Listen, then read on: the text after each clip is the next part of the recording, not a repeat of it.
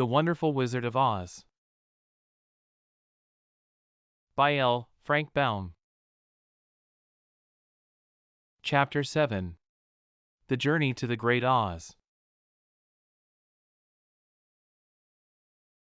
They were obliged to camp out that night under a large tree in the forest, for there were no houses near. The tree made a good, thick covering to protect them from the dew, and the Tin Woodman chopped a great pile of wood with his axe, and Dorothy built a splendid fire that warmed her and made her feel less lonely. She and Toto ate the last of their bread, and now she did not know what they would do for breakfast. "If you wish," said the Lion, "I will go into the forest and kill a deer for you. You can roast it by the fire, since your tastes are so peculiar that you prefer cooked food, and then you will have a very good breakfast." "Don't! Please don't," begged the Tin Woodman. "I should certainly weep if you killed a poor deer, and then my jaws would rust again." But the Lion went away into the forest and found his own supper, and no one ever knew what it was, for he didn't mention it. And the Scarecrow found a tree full of nuts and filled Dorothy's basket with them, so that she would not be hungry for a long time. She thought this was very kind and thoughtful of the Scarecrow, but she laughed heartily at the awkward way in which the poor creature picked up the nuts. His padded hands were so clumsy and the nuts were so small that he dropped almost as many as he put in the basket. But the Scarecrow did not mind how long it took him to fill the basket, for it enabled him to keep away from the fire, as he feared a spark might get into his straw and burn him up. So he kept a good distance away from the flames, and only came near to cover Dorothy with dry leaves when she lay down to sleep. These kept her very snug and warm, and she slept soundly until morning. When it was daylight the girl bathed her face in a little rippling brook, and soon after they all started toward the Emerald City. This was to be an eventful day for the travelers. They had hardly been walking an hour when they saw before them a great ditch that crossed the road and divided the forest as far as they could see on either side. It was a very wide ditch, and when they crept up to the edge and looked into it they could see it was also very deep, and there were many big, jagged rocks at the bottom. The sides were so steep that none of them could climb down, and for a moment it seemed that their journey must end. "What shall we do?" asked Dorothy, despairingly. "I haven't the faintest idea," said the Tin Woodman, and the Lion shook his shaggy mane and looked thoughtful. But the Scarecrow said, "We cannot fly, that is certain, neither can we climb down into this great ditch. Therefore, if we cannot jump over it, we must stop where we are." "I think I could jump over it," said the Cowardly Lion, after measuring the distance carefully in his mind. "Then we are all right," answered the Scarecrow, "for you can carry us all over on your back, one at a time." "Well, I'll try it," said the Lion. "Who will go first?" "I will," declared the Scarecrow, "for, if you found that you could not jump over the gulf, Dorothy would be killed, or the Tin Woodman badly dented on the rocks below. But if I am on your back it will not matter so much, for the fall would not hurt me at all." "I am terribly afraid of falling, myself," said the Cowardly Lion, "but I suppose there is nothing to do but try it. So get on my back and we will make the attempt." The Scarecrow sat upon the Lion's back, and the big beast walked to the edge of the gulf and crouched down. "Why don't you run and jump?" asked the Scarecrow. "Because that isn't the way we lions do these things," he replied. Then giving a great spring, he shot through the air and landed safely on the other side. They were all greatly pleased to see how easily he did it, and after the Scarecrow had got down from his back the Lion sprang across the ditch again. Dorothy thought she would go next, so she took Toto in her arms and climbed on the Lion's back, holding tightly to his mane with one hand.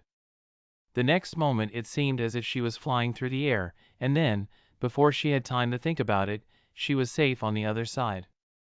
The Lion went back a third time and got the Tin Woodman, and then they all sat down for a few moments to give the beast a chance to rest, for his great leaps had made his breath short, and he panted like a big dog that has been running too long.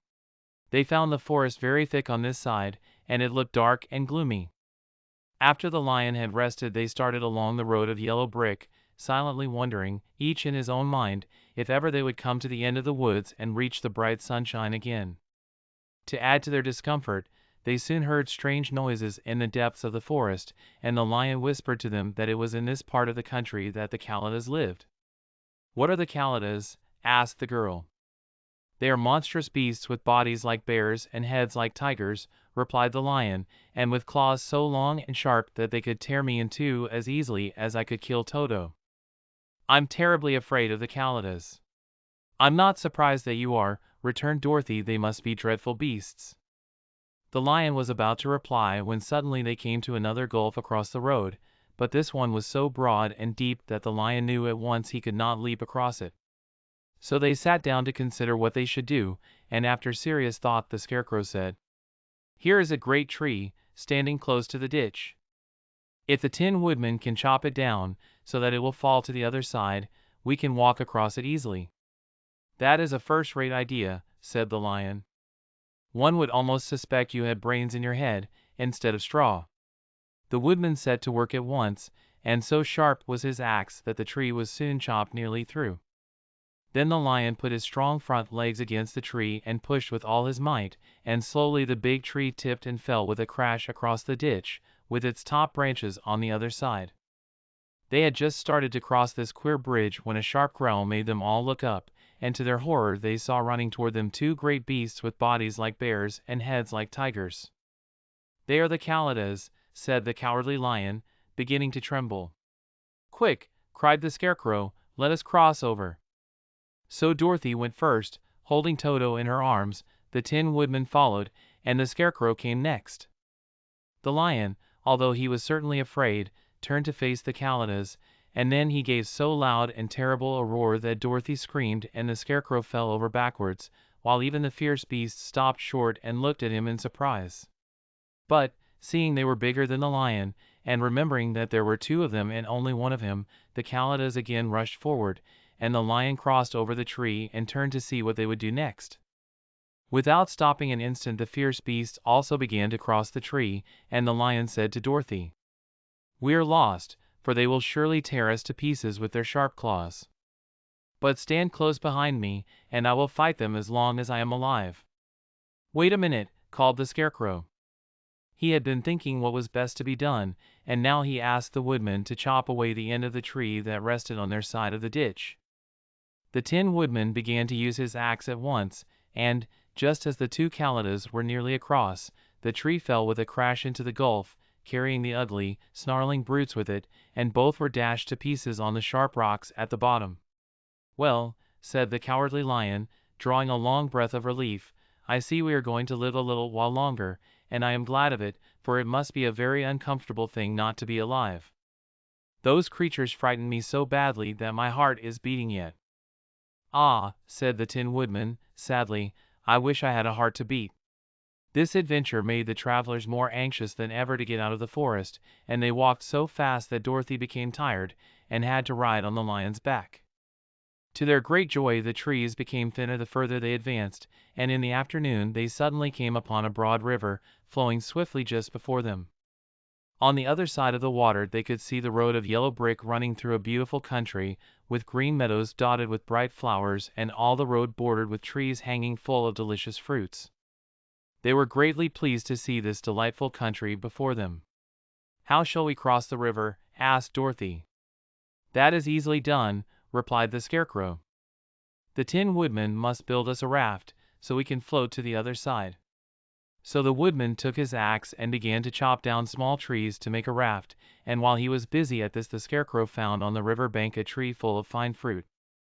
This pleased Dorothy, who had eaten nothing but nuts all day, and she made a hearty meal of the ripe fruit.